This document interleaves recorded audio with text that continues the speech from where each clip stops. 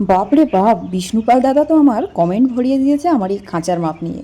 তার পাশাপাশি বিক্রম দাদা সহ অনেকেই বলেছেন আমার এই খাঁচার মাপটা একটু আপনাদের সঙ্গে শেয়ার করতে। তো একদম সহজে বলি, এটা হলো 8 ফুট, এটা হলো 7 ফুট। আর দুটো খাঁচা আছে, এইটা হলো আড়াই, এটা হলো আড়াই। আর এই দুটো খাঁচার মাঝখানের জায়গাটা হলো 1 ফুট।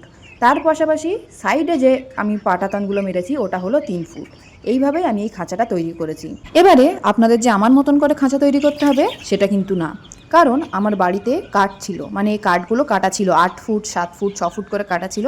আমি সেই কাঠগুলো নিয়েই খাঁচাটা বানিয়েছি। আমার শুধু এখানে নেট কিনতে হয়েছে আর দড়ি কিনতে হয়েছে। আর এই পুরো খাঁচাটা তৈরি করতে আমার 836 টাকা খরচা হয়েছিল। আর এই খাঁচাটা সম্পূর্ণ আমি নিজের হাতে বানিয়েছি। আপনাদের আশেপাশে যে জিনিসগুলো আছে সেই জিনিসগুলো দিয়ে আপনি আমার মতন করে একটা যে কোনোভাবে খাঁচা তৈরি করতে পারেন।